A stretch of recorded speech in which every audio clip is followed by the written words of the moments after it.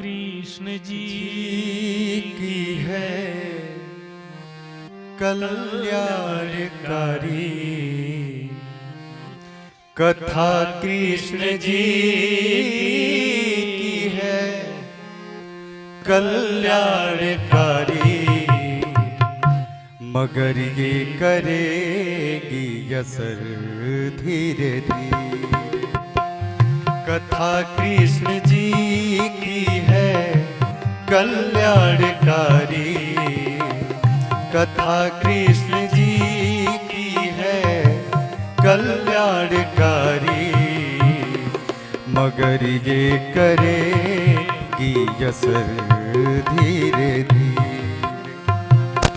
मगर ये करेगी असर धीरे धीरे।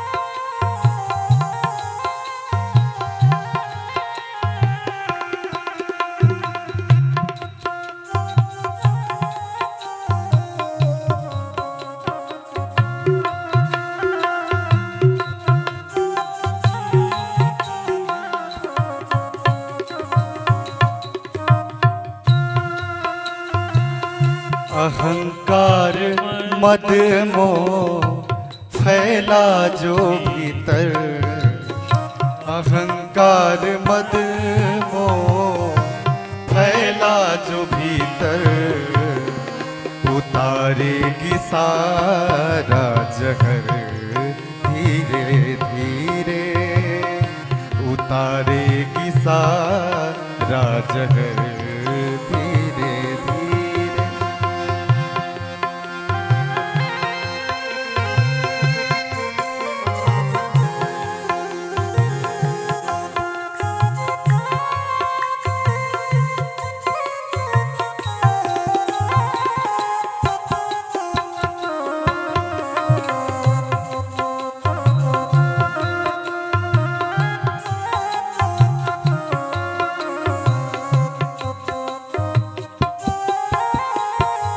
न मौका मिलेगा कभी झंझटों से, न मौका मिलेगा कभी झंझटों से, न मौका मिलेगा कभी झंझटों से, न मौका मिलेगा कभी झंझटों से। जैसे भी हो कुछ समय तो निकालो, जैसे भी हो कुछ समय तो निकालो, जन्म आदमी का मिले ना मिले फिर, जन्म आदमी का मिले ना मिले फिर, चली जा रही है उम्र धीरे धीरे, चली जा रही है उम्र धीरे धीरे। कथा कृष्ण जी की है कल्याणकारी, कथा कृष्ण जी की है कल्याणकारी, मगर ये करेगी असर धीरे धीरे, मगर ये करेगी असर धीरे धीरे।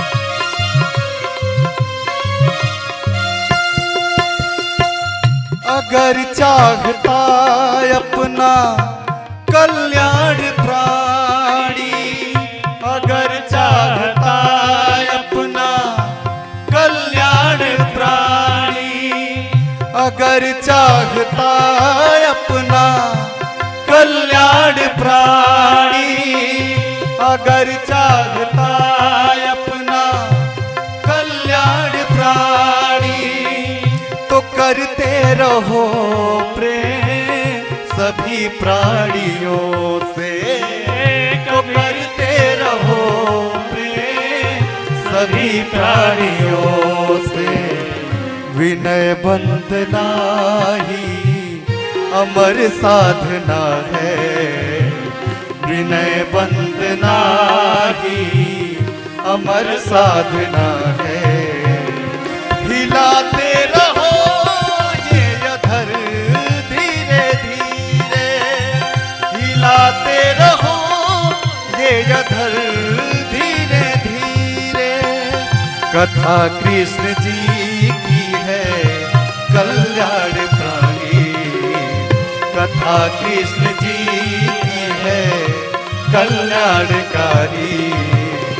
मगर ये करेगी असर धीरे धीरे, मगर ये करेगी असर धीरे धीरे, मगर धीरे धीरे, मगर ये करेगी असर धीरे। अहंकार मद मोह फैला जो भीतर उतारेगी सारा जहर धीरे धीरे। समस्त जहर को उतार करके फेंक देगी हुई कथा।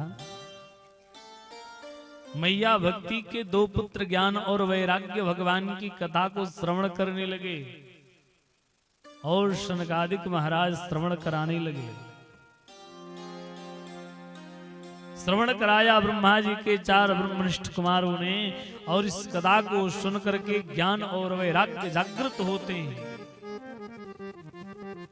भक्ति मैया ताता थैया करके नाच पई और नारद जी के चरणों पर कमलवत श्री चरणों को प्रचाल्य करके ग्रहण करने लगी। गई कि हे सरकार, आपकी असीम वरदहस्त कृपा के द्वारा आज मेरे पुत्र जिनका नाम ज्ञान और वैराग्य है वह जागृत अवस्था में आ गया, चेतना अवस्था में आ गया। भगवान की कृपा स्वरूप प्रसाद मान करके नारद जी के चरणों में बारंबार माथा को टेक दी हैं। जयति जगति माया यस्य काया धवस्ते, वचन रचन में कहूं केवलम चाकलेयम। ध्रुव पदमपि यत्त कित्त पातो ध्रुयोयम, सकल कुशल पात्रं ब्रह्मपुत्रं नतास्मि। हे ब्रह्मा जी के पुत्र, हे ध्रुव के गुरु, आपके कमलवत श्री चरणों पर बारंबार प्रणिपात करते, ताता थैया करके नाच पड़ी। मैया का दिव्य स्वरूप मात्र भक्तिमयी मैया ने संसार जगत में नारद जी के कमलवत श्री चरणों पर बारंबार निवेदन किया। नारद जी ने कहा कि हे देवी, आपके रहने का स्थान आप भक्तिमती रहिए, आप विदेश को ना जाइए, आप भारत में ही निवास करिए। भारत में निवास करती हैं भक्ति मैया, और उसी भागवत जी की कृपा के प्रसदंत फलस्वरूप में हम और आपको दिव्य निरंतर कहीं न कहीं भगवान की सत्संग की कथा मिलती रहती है। ये भगवान की भक्ति मैया मिलेंगी कैसे? तो सत्संग में। सत्संग ही एक सहारा है, सत्संग ही एक बहाना है जिसके माध्यम से हम और आप ठाकुर जी को प्राप्त कर सकते हैं। बंधुओं, भक्ति मैया की कृपार्थ कहें तो नारद जी ने समग्र विश्व में भक्ति मन रूप में व्याप्त करा दी। आगे की कथा में हम और आप श्रवण करेंगे कि भक्ति के कितने प्रकार हैं, भक्ति किस प्रकार प्राप्त होगी। लेकिन हमें लगता है कि भक्ति को प्राप्त करने के लिए मात्र 2 ही उपाय है।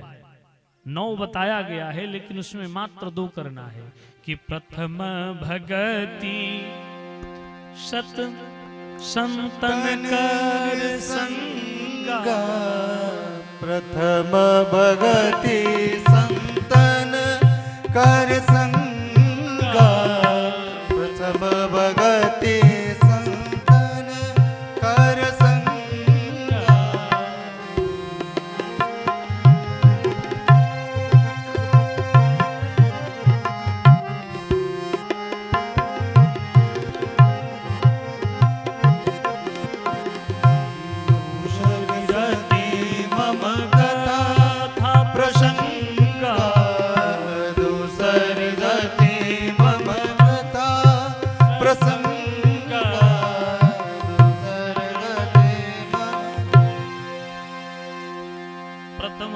संतन कर संगा, दूसरी रति मम कथा प्रसंगा।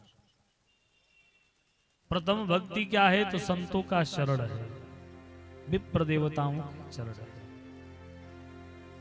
विप्र सेवा में समग्र हुई एक भक्ति प्राप्त, और दूसरी भक्ति भगवान की दिव्य कथा प्रसंग। तो यदि आप संत की शरण में जाएंगे तो भक्ति तो आपको अपने आप प्राप्त हो ही जाएगी।